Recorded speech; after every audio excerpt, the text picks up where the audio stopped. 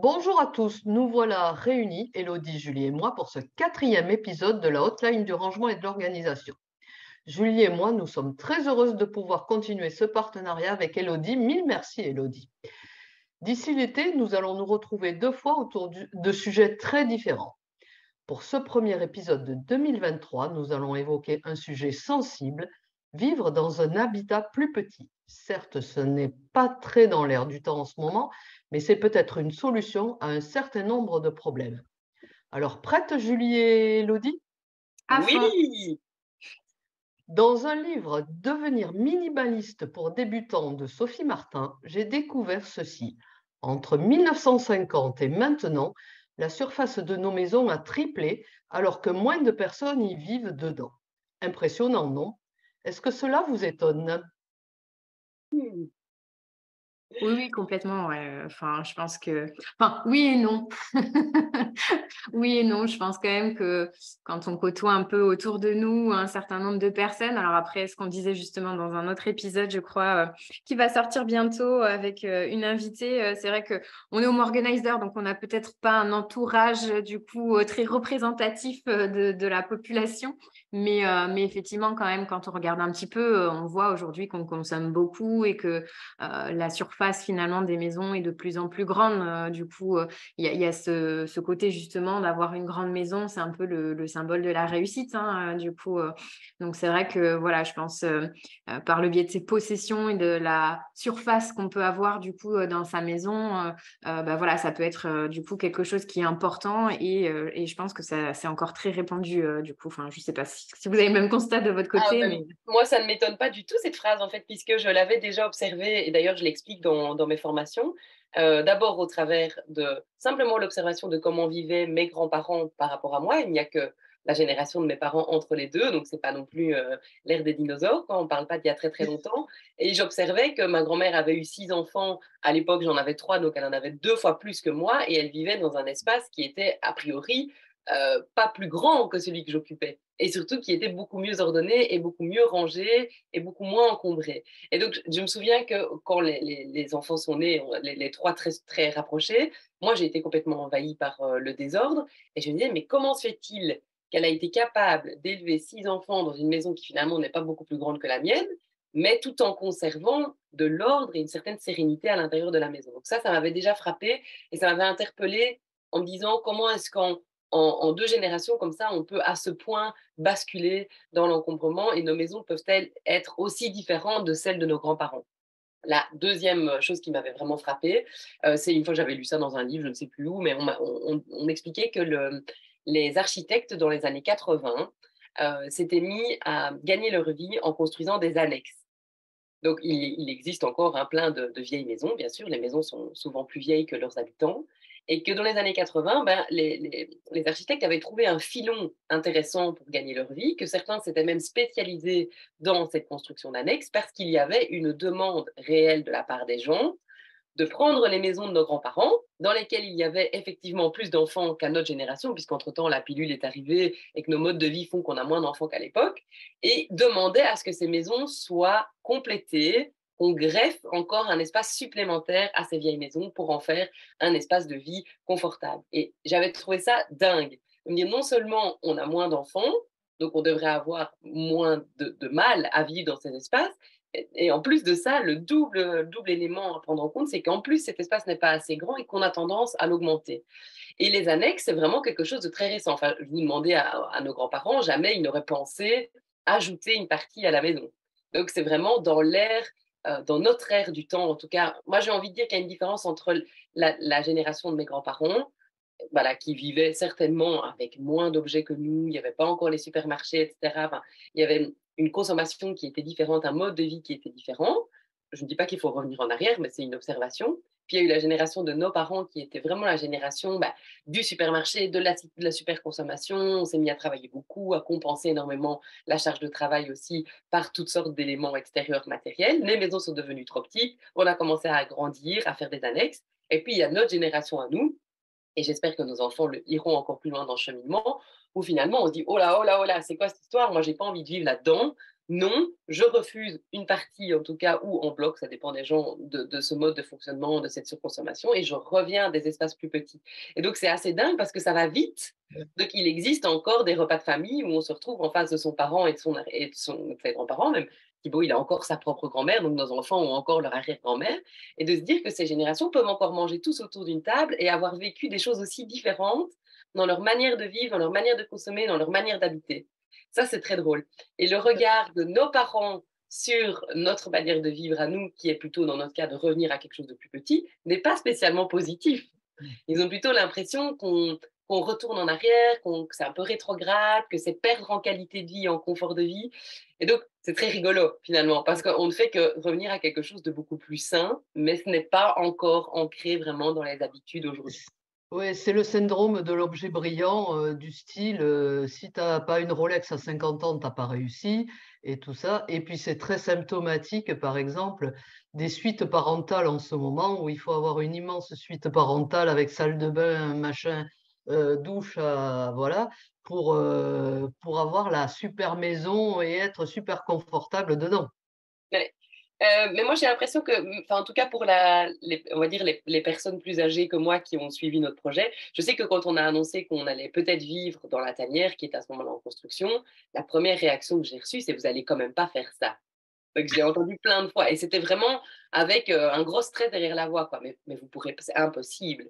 Même Thibaut, mon conjoint, qui du coup était fort sensible à ce que les autres pensent à l'extérieur, m'a dit pendant les 9 mois des travaux: oublie. À un moment donné, il le dit, remets un peu les pieds sur terre, ce n'est pas possible. On ne peut pas, d'abord parce qu'on est très bien dans notre grande maison, et ensuite parce qu'on ne saura jamais vivre à autant dans un si petit espace. Donc, il y a vraiment un, une peur. Enfin, moi, j'ai senti ces freins, mais de manière ultra puissante pendant tout le temps des travaux. Et c'est très comique maintenant d'observer, après 3 mois et demi dans notre nouvel habitat, comme ces freins, les gens ont même complètement oublié qu'ils ont un jour pensé ça de notre changement de vie. Donc, maintenant, tout le monde nous dit: c'est extraordinaire, c'est magnifique, mais quelle chance, mais que vous êtes bien. Donc, les mêmes personnes qui m'ont dit: vous n'allez quand même pas faire ça et pas faire ça à vos enfants, me disent aujourd'hui: mais en fait, moi, j'adorerais vivre dans un espace comme ça. J'ai eu exactement les mêmes réactions quand, je suis passée de ma maison de 120 mètres carrés à notre petit appartement de «petit» entre guillemets, de 65 mètres carrés. Mon Dieu, et comment tu vas faire pour recevoir tes enfants, tes petits-enfants? Et où tu vas mettre toutes tes affaires? Et cetera, et cetera. Ouais, ouais. Mais c'est intéressant. Moi, je n'ai pas été vexée du tout à ce moment-là. Ça m'a interpellée parce que je pensais, pour moi, c'était, et je ne me posais même pas la question, pour moi, c'était évident que ça allait aller, qu'on trouvera des solutions, je voyais tous les espaces dans ma tête, je savais déjà exactement de quoi j'allais me débarrasser, etc. Donc, en fait, j'avais déjà fait tellement ce travail 1000 fois dans mon imaginaire que c'était tout à fait possible pour moi de me projeter là-dedans. Mais des personnes qui n'ont pas encore fait ces étapes, ce chemin, qui est passionnant, hein, le chemin du home organizing d'ailleurs, hein, du désencombrement qui mène vers le minimalisme, etc., ben, ça peut leur paraître improbable, impossible et inatteignable. Donc, je pense que l'objectif de ce podcast aujourd'hui, c'est aussi ça, c'est de dire, je vous jure que c'est vrai, c'est possible, ça peut se faire, et d'amener un témoignage autour de ça. Mais ce n'est peut-être pas fait pour tout le monde, et peut-être pas à n'importe quel moment de sa vie non plus. Nous, quand on a décidé de changer d'habitation, nos 3 grands étaient déjà dans l'adolescence. Salomé est la dernière, elle est plus petite, mais c'est plus un bébé non plus. Donc, nos besoins en termes d'espace, de bruit d'enfants qui se réveillent la nuit ou ce genre de choses, on n'a plus ces besoins-là. Donc, on peut aussi se permettre de vivre dans des espaces plus petits avec moins d'isolation. Mais c'est évident que quand on avait 4 enfants tout petits ou que c'était vraiment voilà, la folie dans notre quotidien, le fait d'avoir de plus grands espaces, plus d'espaces extérieurs, nous a aussi beaucoup aidés. Donc, il y a peut-être à mettre en balance aussi ce que je vais raconter maintenant dans ce podcast avec, tiens, et moi, mes besoins actuels dans ma vie, est-ce qu'ils correspondent à ça ou pas? C'est peut-être pas juste le bon moment, mais ça viendra peut-être plus tard. Oui, je pense que l'idée du podcast, je te rejoins, Elodie, c'est de dire que d'une, c'est possible. Donc déjà, d'ouvrir les horizons sur des personnes qui se sont peut-être même pas, qui n'ont même pas envisagé ça. Et ensuite aussi de faire comprendre que c'est peut-être aussi un cheminement et qui est lié effectivement à peut-être des étapes un peu préparatoires. Tu parlais du tri. Enfin, voilà, je pense qu'il y a aussi lié à sa façon de consommer. Enfin, c'est tout un mode de vie aussi qui évolue et que ça arrive peut-être au bout d'un certain temps. Et comme tu dis aussi, lié à une certaine période du coup de la vie. C'est sûr que voilà, c'est pas forcément quelque chose qui peut être fait du jour au lendemain et pour n'importe qui comme ça. Mais c'est plus voilà bah oui, de témoigner un peu sur du coup ces expériences-là et d'ouvrir un peu les horizons, je pense. Ouais. Oui, il D'ailleurs, y a une pardon, il y a une prise de conscience aussi écologique, de savoir de ce qu'on veut laisser à nos enfants et tout ça, qui participe à ce type de réflexion aussi, parce que, là aussi, devoir toujours, gagner plus de construction sur les terres agricoles et tout ça, quand tu y réfléchis, que tu vas te balader, et que tu vois les villes qui, s'agrandissent, ça fait aussi partie du travail du processus de maturation de ce projet. il y a Mmh. plein d'éléments, c'est vraiment, enfin, j'aime bien le mot systémique, mais c'est vraiment ça. Et j'aime beaucoup, Julie, quand tu dis qu'en fait, ce changement est accompagné par toute une série d'autres changements dans d'autres sphères. Je pense que si on n'avait pas changé de mode de travail, nous, on est tous les deux indépendants à temps plein, on travaille Aussi, ouais. pour nous. Si on n'avait pas l'ambition de redémarrer l'école à la maison avec les enfants, si on n'avait pas des projets de voyage, avec de grands voyages autour du monde, donc vraiment se décrocher, si on n'avait pas lancé une partie de nos activités en ligne, donc avec une possibilité de continuer à travailler où que ce soit en fait finalement dans le monde, etc., etc., etc. Si on n'avait pas changé tout ça en amont, peut-être que ce projet dans lequel on est aujourd'hui ne serait pas vécu de manière aussi confortable. Donc oui, c'est une sorte d'aboutissement, d'étape, et c'est ça qui fait, je pense, tout l'intérêt du home organizing et de ce type de podcast, c'est de se rendre compte que quand on tire sur le premier fil, qui est souvent celui du j'en peux plus, j'ai trop d'affaires chez moi, en fait, on n'imagine même pas la pelote qu'on est en train de démêler derrière et de toutes les sphères qui vont être touchées. Dans notre cas, la sphère qui a été la plus impactée par ce changement de vie, c'est la sphère du couple. Parce qu'il y avait vraiment un refus de la part de Thibaut d'envisager au moment de la construction de partir de la maison pour venir vivre ici. Et pendant 9 mois, on s'est chamaillé à ce sujet-là, avec des moments où je disais, je m'en fous, j'irai sans toi, et puis tant pis, qui m'aime me suivre. Et puis d'autres fois où ça pouvait être le lendemain, je disais, j'arriverai jamais à quitter la maison, mais t'as raison, mais qu'est-ce que je raconte, etc. Voilà. Et lui aussi, il alternait entre les deux. Et en plus, on avait les 4 enfants qui arrivaient tous avec des points de vue différents. On en a plus ou moins sur les 4, 2 qui disaient, allez, c'est bon, on le fait, qu'est-ce que ça peut changer, allons-y. Et puis il y en avait 2 qui disaient, mais non, mais pourquoi vous nous faites ça? Pourquoi je ne vis pas avec des parents normaux? Donc voilà, il y avait en plus le stress des enfants qui s'ajoutait à notre propre stress. Donc c'était pas évident et ça a été vraiment chahutant pour nous. Mais au final, on rigole maintenant avec le recul parce que on a fait un test d'une semaine dans la tanière et plus personne ne voulait retourner dans la maison. Donc, ma foi, comme quoi il ne faut pas tirer de conclusions hâtives, il faut expérimenter, laisser des portes ouvertes, mais ne pas avoir peur d'essayer. Voilà. Je pense que ça peut vraiment être un conseil à donner, de partir, par exemple, quelques semaines dans un espace plus petit en louant un espace comme celui-là ou en testant. Nous, on a beaucoup voyagé, donc évidemment, bah, dans les logements de vacances, c'est toujours plus petit. Hein. Oui. Tiens, finalement, on vient de passer 2 semaines dans un petit bungalow tout minuscule. Est-ce que vous avez l'impression qu'on a manqué de quelque chose? Non. C'est quand même une drôle de sensation, vous ne trouvez pas? Et hop, de retourner dans cette grande maison et de se dire, waouh, punaise, quelle charge ça me donne l'impression d'avoir sur les épaules en rentrant dans cette maison, alors que quand je reviens de vacances, j'étais si détendue de vivre dans un petit espace où tout était sous contrôle. Moi, ça m'a frappé plus d'une fois, en fait, ça.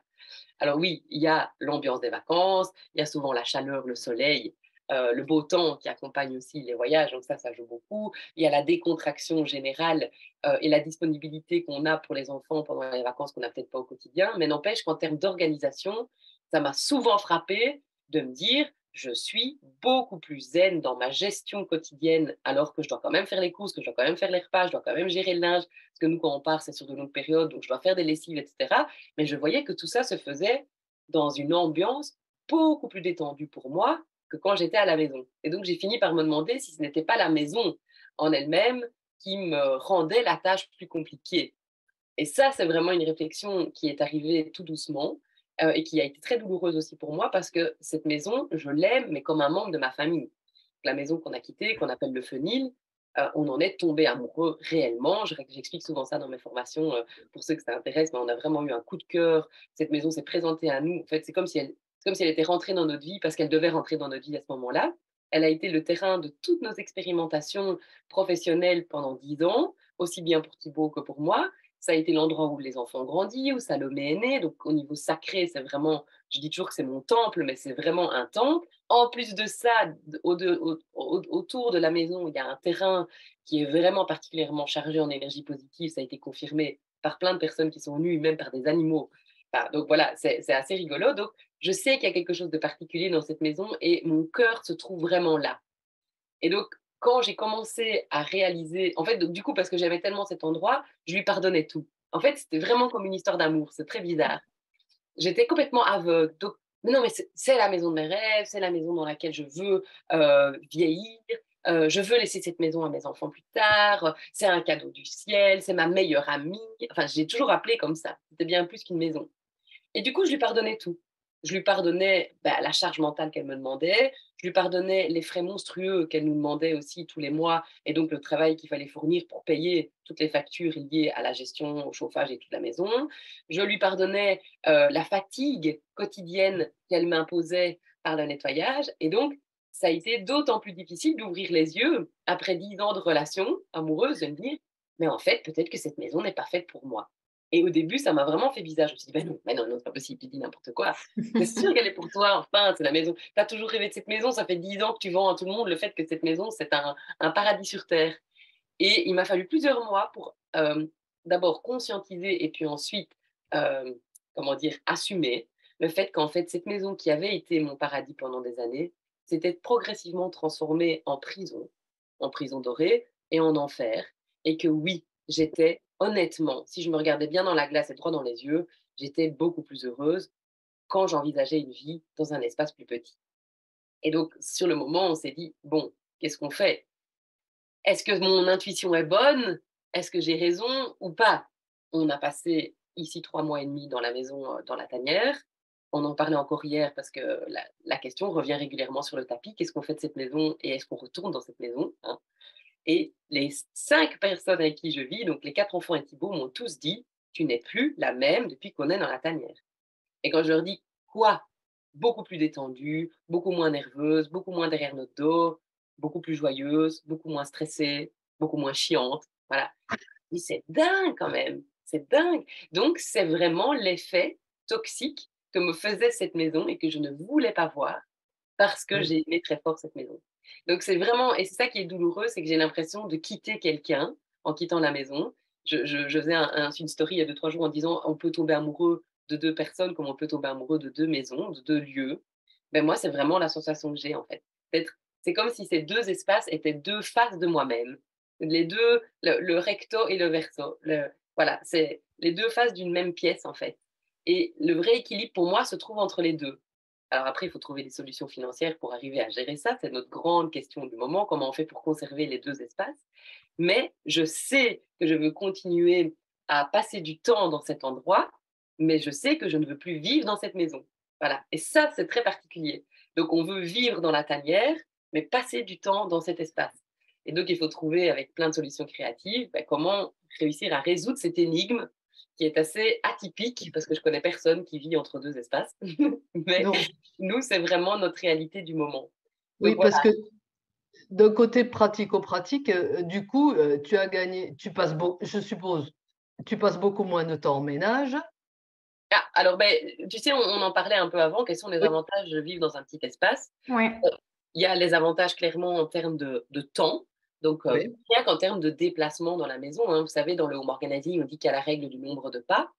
tout On à compte fait. le nombre de pas qu'on fait pour atteindre un objet. Plus le nombre de pas est réduit, plus cet objet est utilisé fréquemment, moins on perd de temps et d'énergie dans l'utilisation de tous ces objets. Évidemment, quand on passe de 330 mètres carrés, parce que la maison, elle était quand même énorme, hein, à 90 mètres carrés plus une petite annexe, on vit au quotidien dans les 90 mètres carrés, déjà rien que ça, le linge, ça me prend 3 minutes de le plier et de le remettre dans le bac des enfants. Je ne dois pas monter un escalier, je ne dois pas ouvrir une porte, je ne dois pas gravir une échelle pour aller sur une mezzanine. Enfin, voilà, Oui, il y a oui, un déplacement qui est déjà très différent. Alors, en énergie, mais ça, c'est incroyable. Rien que vider la table, vider le lave-vaisselle, mettre la table, ranger les courses, tout ce qui peut sembler vraiment fatigant au quotidien, les ici, surfaces de sol à nettoyer. ah, alors le nettoyage, ça c'est énorme, hein. les surfaces de vitres. Moi, c'est ça qui me frappe parce que j'aime bien que mes vitres soient propres, parce que j'adore regarder vers l'extérieur et qu'en plus, j'aime pas qu'il y ait des stores, donc j'ouvre, donc on voit vraiment toute la lumière qui rentre. Donc, laver mes vitres, je crois que j'avais calculé que j'avais 22 vitres dans l'autre maison et ici, on en a 1, 2, 3, on en a 6. Ouais. Et dans les 22 vitres, il y avait des fenêtres de toit Oui. difficilement accessibles ou des choses très hautes que je ne savais Ouais. pas nettoyer sans grimper sur un escabeau. Ici, toutes les fenêtres sont maximum à la hauteur voilà, d'un humain, donc j'ai même pas besoin de monter sur rien du tout. Et en plus de ça, j'y ai accès par la terrasse, donc ça me prend, je sais pas moi, peut-être 20 minutes maximum de faire correctement les vitres ici dans la maison. Donc ça, c'est Ouais, ouais. un truc de fou. Les sols, la surface au sol, aspirer, nettoyer, plus on augmente la superficie. Voilà, j'avais 3 salles de bain, donc 2 salles de bain et une buanderie. On est passé à une salle de bain buanderie qui fait tout en un. On avait 3 WC différents, on n'a plus qu'un WC différent. Rien que ça, je veux dire, passer derrière tout le monde aussi, de ramasser, parce que les enfants ne changent pas. Hein. C'est pas parce qu'on vit dans un Non. espace plus petit qu'ils se mettent subitement à ramasser leurs vêtements le soir. Ne rêvons pas quand même. Hein. Moi, je change, mais eux n'ont pas beaucoup changé. Eux, ils sont fidèles à eux-mêmes. Mais moi, par contre, je sens que je mets beaucoup moins d'énergie dans le fait de passer derrière eux. Donc, beaucoup moins d'agacement, beaucoup moins de reproches. Donc, voilà, il y a un clairement gain de temps, un gain d'énergie. Et alors, pour moi, le troisième grand avantage, et ça a énormément joué dans la balance au moment de la réflexion de qu'est-ce qu'on fait, est-ce qu'on retourne dans la maison ou est-ce qu'on reste ici, c'est le gain d'argent. Parce que C'est ce concrètement, dont j'allais te parler, le gain financier. Et en plus, comme vous avez déménagé en hiver, la sens est-ce que la sensation de cocooning, parce que dans un petit espace, tu as une sensation de plus chaud, de plus C'est ça, ouais. J'avais le fait d'être dans un espace peut-être plus personnel parce que finalement, il est plus restreint. Donc, peut-être aussi, tu y accordes un peu plus de soin, du coup, dans la décoration, enfin, tu vois, et même dans l'organisation aussi, pour que finalement, ce soit vraiment à ton image, que des plus grands espaces, c'est plus difficile à meubler, il faut plus de déco. Donc, voilà, c'est peut-être moins personnalisé, c'est à moins ce cocon, c'est quoi. tout à fait vrai, mais j'ai toujours mis beaucoup d'attention à la décoration, au côté oui, cocon et à la chaleur de la maison. Donc je sais que l'autre maison était hyper agréable, tout le monde le dit, hyper chaleureuse, hyper cocon, hyper bien décorée selon mes goûts. Enfin, moi, je me sentais vraiment bien dans cet espace, mais c'est clair que la dépense de nouveau d'énergie et d'argent pour aménager ces espaces, elle est immense. Ici, je veux dire, je peux pas rajouter des murs, donc je vais pas rajouter des décorations, il n'y a plus de place, ou alors ça semblerait vraiment surchargé. Donc, craquer sur un cadre ou une déco ou une lampe, autant il y a quelques mois, quand on habitait dans la maison, j'aurais toujours trouvé un endroit pour le Une mettre. place, ouais. Voilà. Et donc, je me dis, ah, je voudrais bien un mur, un endroit. Et donc, je me faisais plaisir. Et là, maintenant, quand je suis face à ça, je me dis, ah non, mais il va falloir que je retire quelque chose. C'est con, j'ai déjà une lampe qui est là. Et donc, j'achète, mais beaucoup, beaucoup moins. Donc, il y a une grosse dépense qui a été limitée à ce niveau-là. Mais pour nous, l'argent, c'est surtout le coût de construction d'une habitation comme celle-ci est bien moindre de oui, coût de rénovation d'une maison, pas parce que évidemment c'est plus petit, donc c'est vraiment le nombre de mètres carrés qui joue, mais donc en gros, le remboursement du crédit de la maison est 2 fois plus élevé que le remboursement du crédit de la tanière. Donc voilà, déjà ça, et en termes de location, ça sera toujours un calcul équivalent. Euh, on a les charges, il faut savoir que de l'autre côté, on se chauffe au mazout, au gaz et au pellet, et qu'on en a minimum pour 3 à 4 000 euros par an de mazout. Ici, on ne chauffe qu'au pellet, et on a compté qu'au maximum, même s'il fait froid, on en aurait pour 350 euros par an en sac de pellet, en sachant que le pellet a augmenté et qu'à mon avis, il va diminuer dans les prochains mois. Donc, vous voyez, la différence est énorme. oui, oui, On tout a à mis des fait. panneaux photovoltaïques, voilà, ça joue. Mais par exemple, j'avais une aide ménagère qui venait une semaine sur deux à la maison pour m'aider à nettoyer. Ici, je n'ai besoin de personne. C'est encore une charge qui part. L'entretien du jardin aussi, le terrain là-bas est très grand. Et donc, une fois par an, on avait besoin d'aide pour faire les haies. Il y a 100 mètres de haies, donc c'est un travail de fou. Et on doit le faire 2 fois par an, c'est imposé par la commune et tout ça, donc c'est un vrai travail. Ici, il n'y a même pas de haies. Et on va mettre une petite robot qui va tondre la pelouse toute seule. Donc voilà. Et on est entouré de verdure, hein, on est au milieu de la nature, mais notre terrain est beaucoup plus petit, tout plat et bien moins grand. Donc voilà, c'est bien plus simple, etc., etc., etc. Quand on a fait le calcul, on s'est dit, bon sang, quelle, quelle somme astronomique d'argent par an on peut, alors c'est pas économiser, c'est ne plus sortir, donc on ne plus Oui, devoir produire. Et moi, c'est ça, en fait, que je voyais derrière. Parce que pour maintenir à flot une grande maison, avec les crédits qui vont avec, les charges, l'entretien, la gestion quotidienne de cette habitation, on est toujours contraint de travailler un certain nombre d'heures par mois et Dieu aussi, si j'ai beaucoup travaillé ces dernières années pour arriver à maintenir ça. Et pendant des années, ça m'a comblée. Quand on est passé de notre toute première petite maison, parce que c'est ça qui est comique, c'est que nous, on a l'impression de faire, on a fait un bond vers une maison beaucoup plus grande et puis on revient dans une maison beaucoup plus petite, à tel point qu'il y a quelques mois, j'ai même dit à mon mari, et si on rachetait notre première maison? Parce qu'en fait, moi, j'étais beaucoup plus heureuse à ce moment-là et on sait qui avait racheté la maison, on connaît la personne, donc on lui a même Oui. passé un coup de fil en lui disant si un jour tu veux revendre notre maison, parce qu'on l'appelle toujours notre maison, même si c'est plus à nous, un peu comme si c'était un concierge qui conservait cette maison pour nous, dis-le nous. Puis on s'est dit, bah non, c'est trop con quand même, il y avait plein d'inconvénients à cette maison, il n'y avait pas de jardin, donc ça c'était quand même difficile, etc. Mais cette réflexion a été jusque-là. Donc, Oui. à un moment donné, moi je me suis dit, ok, quand on a acheté la grande maison, je me souviens que c'est un des premiers trucs que mes beaux-parents ont dit, vous allez devoir assumer ça. Parce que les crédits sont plus importants, parce que vous avez du terrain en plus. On n'avait jamais eu de jardin, donc oui, oui, ça va aller, ça va aller. On ne se rendait pas compte du travail qu'il y avait derrière. Donc, et puis on l'a fait avec beaucoup de plaisir, mais vraiment beaucoup de joie. Et ça a vraiment eu un sens pour moi pendant des années de travailler pour pouvoir conserver ce lieu magnifique, pour pouvoir développer ce lieu, pour pouvoir le rénover. Euh, J'adorais le fait de pouvoir faire grandir les enfants dans un espace aussi agréable, aussi beau, aussi vert. Donc, je trouvais vraiment un sens là-dedans. Mais à un moment donné, merci la crise de la quarantaine, merci le début de l'adolescence des enfants, merci la crise sanitaire, merci la crise économique, merci le ras-le-bol de la pression aussi qu'on peut se mettre en tant qu'indépendant. C'est tout ça, en fait, qui à un moment donné m'a fait dire, mais Élodie, tu es en train de te faire mal pour quelque chose qui, en fait, ne te rend même pas spécialement heureuse au fond. Tu te sacrifies. Tu sacrifies tes heures de sommeil, tu sacrifies ta santé, tu sacrifies des journées entières à travailler, à te prendre la tête, une partie de ta charge mentale pour une maison. Et on n'aurait jamais, et donc pour du matériel, alors que tu n'arrêtes pas de clamer haut et fort que le matériel, c'est pas ça qui compte, et que c'est important de vivre avec moi, et blablabla. Et donc je sentais vraiment une incohérence entre ce que j'avais vraiment envie de communiquer, mais ma réalité à moi, celle que j'étais vraiment en train de vivre au quotidien et qui me faisait souffrir de plus en plus. Et donc quand il a commencé à avoir cette distorsion, et quand je dis que c'est douloureux, c'est vrai, j'étais pas bien, quoi, je me tracassais beaucoup par rapport à ça. Est-ce que je deviens folle ou est-ce que les gens vont comprendre aussi, hein, toujours? Est-ce que l'extérieur va Oui. quitter?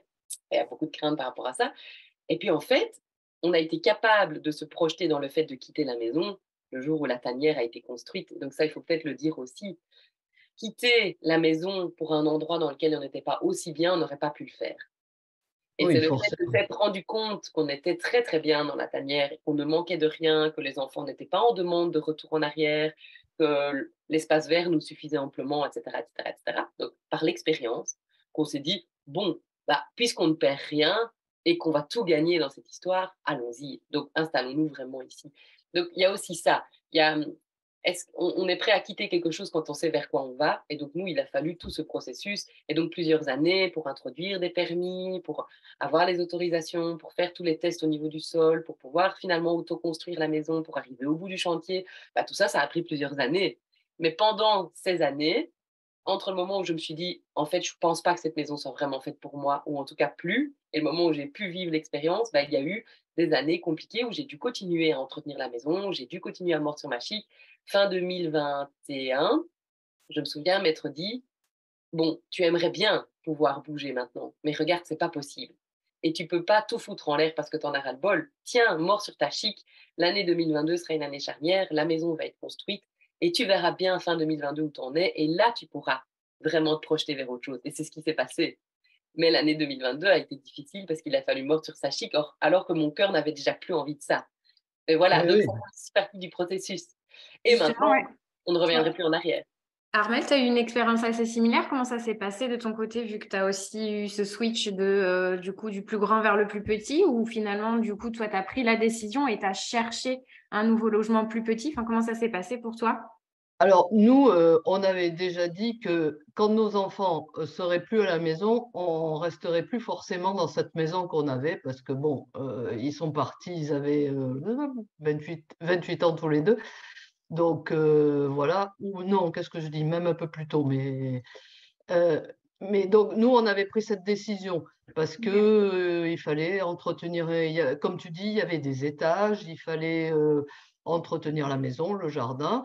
Bon, et puis mine de rien, on se rapprochait quand même, Joël se rapprochait de l'âge de la retraite, et donc on savait qu'à un moment donné, on aurait une baisse de revenus forcément. Donc voilà.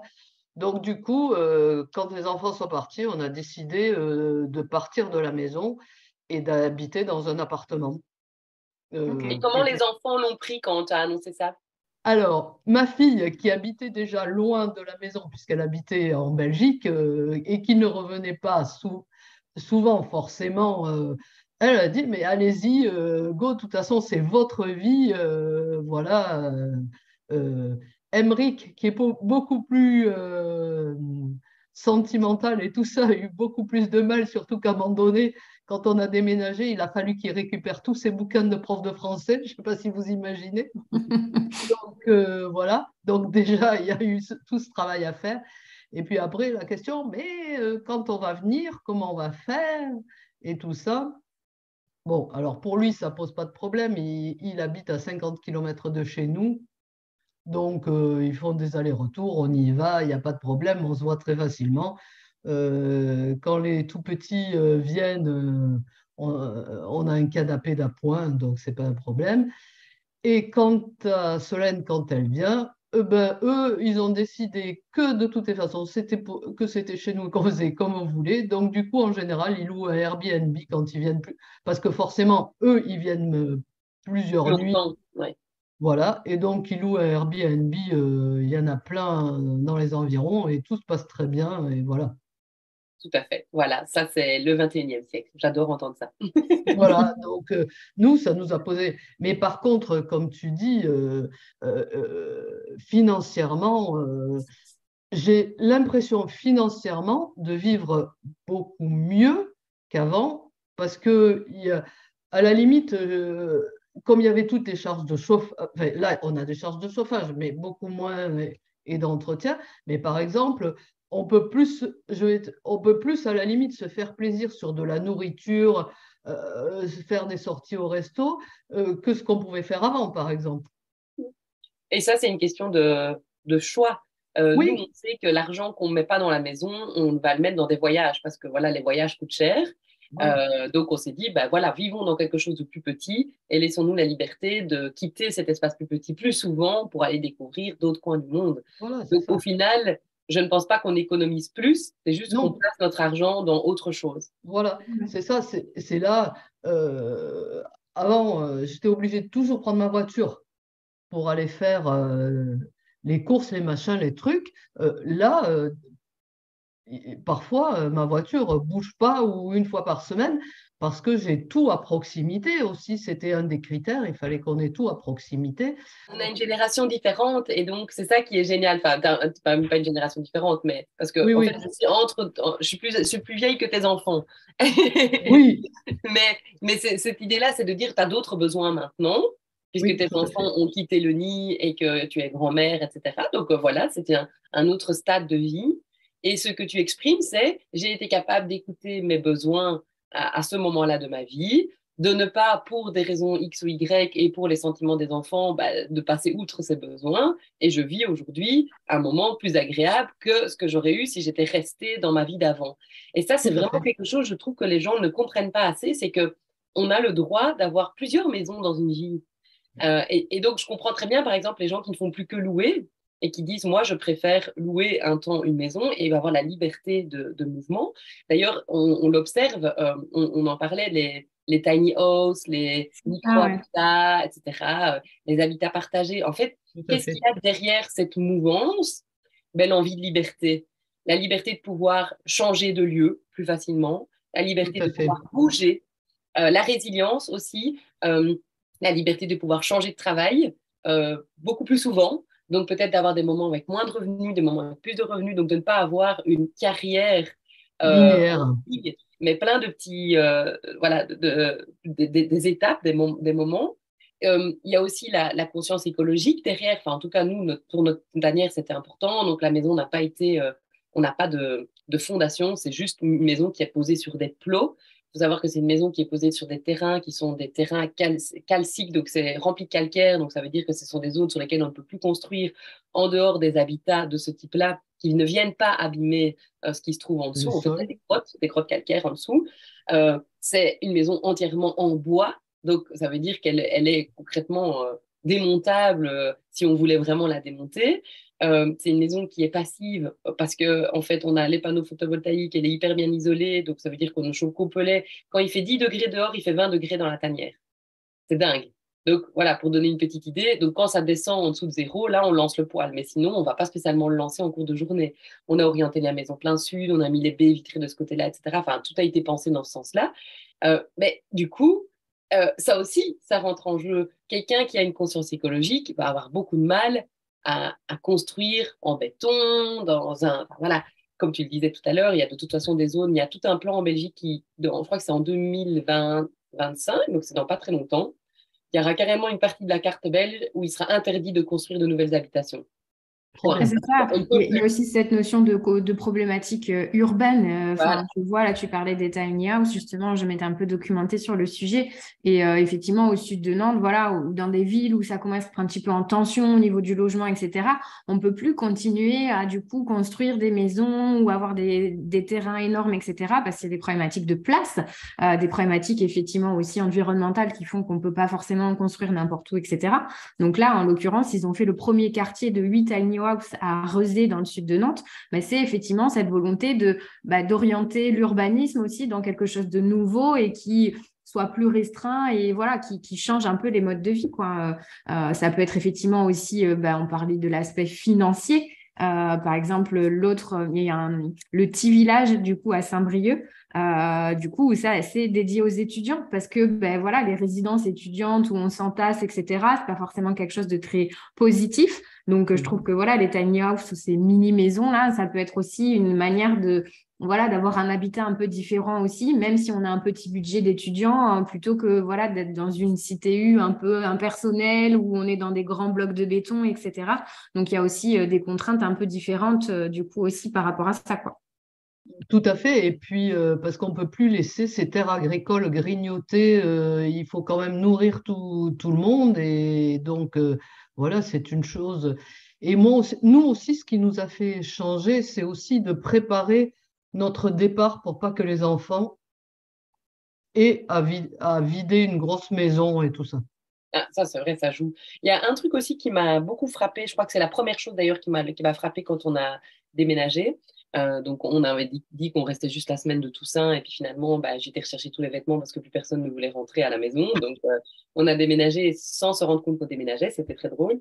Mais très vite, ce qui m'a frappé, c'est le fait que je dormais beaucoup mieux, et Ouais. les enfants, c'est vrai aussi, en sachant que mes petits sont tout près de moi. Donc, dans la D'accord. maison, l'autre n'est pas dans la maison, on était tout au-dessus déjà, donc on était un étage au-dessus des enfants parce qu'on dormait dans les toits et que dormaient à l'étage en dessous.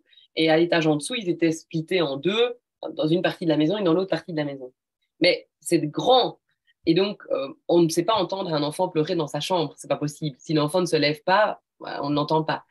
Si l'enfant est malade la nuit et vomit dans son lit, si je ne vais pas voir, je ne l'entends pas spécialement parce qu'on était trop loin, même si on laissait les portes ouvertes. Et donc, je ne me rendais pas compte à quel point j'étais tout le temps en veille la nuit de vérifier qu'il n'y a pas un bruit, qu'il n'y a pas une porte qui s'est ouverte, qu'il n'y a pas un enfant qui a marché sur le palier, ou qu'il n'y a pas une porte en bas qui s'est ouverte aussi. J'avais toujours peur que quelqu'un monte dans la maison et tombe d'abord sur les enfants avant nous. Donc, tout ça, ça m'a vraiment ramené à mon instinct de mammifère, de dire, mais en fait, je veux mes petits près de moi, quoi. Je veux être sûre de les entendre, respirer, parler, m'appeler. Je veux pas qu'ils tombent dans l'escalier s'ils se réveillent la nuit. Je veux pas que quelqu'un tombe sur eux si jamais on rentre dans la maison. Enfin, tout ça, ça m'a vraiment frappé. Euh, et même chose pour eux, ils ont dormi beaucoup mieux. Donc là, ils dorment déjà deux par deux. Parce qu'il y a eu aussi toutes les réflexions de tes enfants sont adolescents, ils vont t'en vouloir de ne pas avoir leur intimité, de ne pas avoir leur espace. Chaque enfant veut avoir sa chambre, donc ils vont pas aimer être par deux. Et vous, votre intimité, comment est-ce que vous allez faire alors que les enfants sont tout près, qu'il y a à peine une porte en bois qui sépare des pièces de vie et de la mezzanine, blablabla. Donc ça, c'est vraiment la peur des gens. Donc, Oui, pour tout à fait. rassurer tout le monde à ce niveau-là, il n'y a absolument aucun problème d'intimité, ni pour eux, ni pour nous. Malgré le fait qu'on n'ait qu'une salle de bain pour nous six, on s'organise très bien et tout le monde respecte l'intimité de l'autre. Et c'est même très rigolo, c'est très folklorique, on en rigole beaucoup. Et puis surtout, ils aiment dormir ensemble, en fait. C'est ça qui est fou. C'est que si on leur demande, d'ailleurs, s'il y en a un qui part, et qu'il y a un lit vide, ils vont s'organiser pour se remettre avec les autres. Donc, celui qui dort seul n'aime pas dormir seul, en fait. Et donc ça, c'est très rigolo. Et pourtant, ils ont déjà 14 ans. Les jumeaux, ils dorment tête contre tête dans leur petite cabane. Bah, tous les soirs, ils se parlent, tous les soirs, ils se racontent leur vie. Je trouve ça magnifique. Ils seront un jour assez grands pour vivre leur reste par là, mais ils continuent de construire quelque chose malgré le fait qu'ils ne soient plus en classe ensemble et tout ça. Et Aurélien et Salomé, qui ont quand même 7 ans de différence, donc il y a une grosse différence d'âge entre les deux, ils adorent dormir ensemble. Aurélien va dormir en même temps que Salomé parce que ça l'amuse, parce qu'il parle avec elle, parce qu'elle raconte sa vie, parce que... Et il le dit, ça nous rassure. Et quand je leur dis on retournerait bien dans la maison, la première chose qu'il dit, c'est non. En fait, quand je repense à dormir dans cette maison, j'ai peur. Je ne suis pas rassurée. Ouais. Et donc, voilà, quand on dit le cododo, le fait de ne pas laisser ses enfants dans sa chambre, le fait d'avoir chacun son espace, blablabla, en fait, tout ça, ce sont de nouveau des inventions de l'être humain qui pense que pour le bien, ça devrait être comme ça, mais quand on observe les animaux autour de nous ou des tribus ancestrales, les gens dorment ensemble. C'est une forme de sécurité et de protection. C'est instinctif. Et donc, voilà, ça, c'est vraiment un truc avec lequel j'aurais beaucoup de mal, c'est de ne plus les avoir. Je m'endors le soir en me disant, ils sont tous là, tout va bien, quoi. Je sais qu'ils sont tout près. Je les entends respirer. Vraiment, ouais, ah ben voilà. Alors qu'ils sont grands et que... Mais c'est con, mais c'est vraiment quelque chose de rassurant. Et tout le monde dort beaucoup mieux ici, c'est très drôle aussi, et beaucoup plus tard le matin. Bon, voilà. Et que des avantages d'après moi. Oui, mais d'après moi aussi, mais voilà. Donc, on a donné pas mal de bénéfices sur ben, voilà, l'intérêt finalement de vivre ensemble et dans plus petit. Mais donc, si on a réussi à convaincre un petit peu du coup nos auditeurs, et qui veulent un petit peu passer à l'action. Donc, on disait c'est progressif, ça se fait par étapes, mais finalement, est-ce que vous avez des astuces du coup l'une et l'autre à partager sur ben, comment est-ce qu'on vit dans plus petit aussi pour que ce soit respirable en fait? Est-ce qu'il y a voilà, des astuces, des conseils d'organisation, de routine de vie aussi pour arriver à bien vivre ensemble, surtout quand, dans ton cas, Elodie, vous êtes assez nombreux. Qu'est-ce que vous avez envie de partager par rapport à ça? Moi, je dirais que c'est là aussi un problème de respect et que donc, voilà, c'est un problème de respect. Déjà, de toute façon, quand tu décides d'habiter dans plus petit, il faut que tous les gens qui déménagent, enfin, soient OK, parce que ça ne peut pas fonctionner. Donc, voilà, on peut pas déménager euh, toute une famille à contre-cœur. Voilà, donc déjà, il faut que tout le monde ait fait ce chemin. Donc, et puis après, c'est une question de respect. Bah, je suis 100% d'accord avec toi, Armel, c'est ce que j'allais dire. Euh, le respect de l'autre, je pense que c'est la deuxième chose après mon côté mammifère, mes petits près de moi, ça me rassure, c'est de me dire, mais en fait, c'est une expérience extraordinaire pour tout le monde. C'est, voilà, je vais vous donner un exemple. Moi, je déteste le bruit de la télé. Alors, on cherche des solutions. Une des premières solutions, c'est de ne pas allumer la télé quand ce n'est pas nécessaire, de l'éteindre quand on n'écoute plus, évidemment, de baisser le son un maximum pour ne pas déranger les autres. Mais il y avait quand même la problématique du soir, puisque c'est une mezzanine, donc les enfants entendent la télé. Donc, il y a la première solution qui a été de mettre une télé dans l'autre espace annexe pour celui qui veut vraiment regarder son truc sans déranger personne. Et puis, il y a eu l'idée du casque. On prend un casque sans fil, et quand on regarde la télé, on regarde la télé avec le casque. Voilà, et on est tranquille, on n'entend pas les bruits de l'extérieur et on n'embête pas tout le monde avec son émission. Eh ben, ça, c'est un truc, je veux dire, en 2 jours, tout le monde avait capté qu'on n'allumait pas la télé sans demander l'avis aux autres ou sans mettre le casque. Point. Et ça s'est fait tout seul. Tout le monde a capté qu'on ne rentrait pas dans la salle de bain sans demander est-ce qu'il y a quelqu'un à la toilette, parce que chez nous, il y a la salle de bain, la toilette et la buanderie en même temps. Et voilà. Et si l'autre dit si je suis à la toilette, bah, tu attends 2 minutes. Tout le monde s'est mis en place dans la routine du matin. Donc, on ne s'est jamais retrouvés tous en même temps dans la salle de bain en se disant bouge-toi, il faut que je me brosse les dents. Donc, c'est comme un balai qui se met en place comme ça tout seul, juste en observant l'autre, en disant tiens, qu'est-ce qu'il est en train de faire là maintenant? Et est-ce que ce que je vais faire va le déranger ou pas? Donc, ça, c'est vraiment un truc. Éteindre les lampes le soir aussi, par exemple, les jumeaux, ils dorment ensemble. Donc, ils sont obligés d'éteindre leurs lampes en même temps. Ouais. On a trouvé une solution. Si Blaise, il veut lire plus longtemps, il prend une petite lampe frontale pour pas déranger sa sœur, etc., etc., etc. Donc, ça, c'est vraiment le truc qui m'a le plus frappé. Le respect de l'autre, c'est un très bel apprentissage. Après, quoi qu'il arrive, minimaliser le nombre d'objets. Je trouvais Ah oui, déjà que j'avais été loin dans mon processus, mais je peux vous assurer que quand on passe d'un dressing familial, des grands rangements, en fait, nous, notre dressing, il faisait la taille du dressing de la chambre parentale, classique. Mais sauf qu'on avait nos vêtements de tous les 6 étés hiver dedans. Donc, je trouvais déjà que c'était pas mal. Et là, on est passé à 3 tiroirs en dessous du lit, chacun. Pas un de plus. 3 tiroirs. Un tiroir avec les slips, les culottes, les chaussettes, les pyjamas, voilà. Un tiroir avec les pulls et les t-shirts, et un tiroir avec les pantalons ou les jupes. Point. C'est tout. Et il y a une tringle derrière pour 2, 3 trucs en plus pour nous. Mais les enfants, ils n'ont même pas de tringle. Donc, ça, c'est aussi un truc, c'est que j'ai été scotchée de la quantité d'objets que je n'ai pas pu ramener. Donc, en fait, j'ai ramené le strict minimum, puis j'ai vu ce qui restait comme espace. Et je me suis dit, ah oui, oui, oui. Zut, où est-ce que je mets les boules de Noël? Où est-ce que je mets les outils? Où est-ce que je mets... Donc, il a encore fallu que j'aille dans certaines catégories retirer des objets pour arriver à avoir le minimum là-dedans aussi. Donc, ça, c'est vraiment le truc de base. Ça ne peut pas fonctionner sans ça. Et puis, il y a le rassemblement. Ça, c'est vraiment un grand principe de home organizing qui est vrai que ce soit une petite ou une grande maison. Hein. C'est rassembler les objets par catégorie. Voilà. Pour qu'on les ait toujours en face des yeux. Tous les vêtements sont au même endroit, toute la vaisselle est au même endroit, tous les électroménagers sont au même endroit. Enfin, voilà. Donc, moi, j'ai dessiné, en fait, on a acheté un grand rangement Ikea, on va dire 5 boxes de rangement avec des portes et des étagères. Je les ai dessinés au moins 30 fois en essayant de me dire si j'ai 5 étagères, sur la première, je mets telle catégorie, sur la deuxième, telle catégorie, sur la troisième, hop, et puis je les rechangé. Et puis, donc il y a vraiment une vraie réflexion sur le rassemblement. Et alors, le dernier truc, c'est la fréquence d'utilisation. Par exemple, dans notre cas, on a dans la tanière nos manteaux de maintenant, qui sont nos manteaux d'hiver, mais on a tous des vestes plus légères pour le printemps ou l'été. Et vu qu'on n'aime pas acheter pour rien, on essaye de conserver au moins pour l'année qui suit. Donc, on met souvent pour les enfants 2 années d'affilée les mêmes manteaux, les mêmes vestes. Mais ces vestes du printemps, un peu coupe-vent, ou ces petites doudounes de printemps, je ne peux pas les mettre dans mon dressing ici parce qu'il est tout petit. Donc, je suis obligée de bien faire une distinction dans la fréquence d'utilisation. Ce qu'on met au quotidien tous les jours est dans la tanière. Tout ce qui n'est pas utilisé tous les jours va dans l'annexe.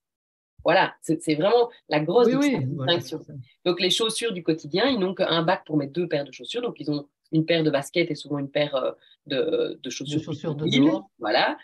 Mais en fait, la chaussure de dehors, la botte, la chaussure pour aller au scout, les bottes de ski, les machins, les trucs comme ça, ce n'est évidemment pas dans la tanière. C'est pas possible. C'est dans l'annexe. Donc, il y a vraiment un travail là-dessus à faire. Et je pense qu'avec ces 4 conseils, on peut déjà aboutir à quelque chose d'assez...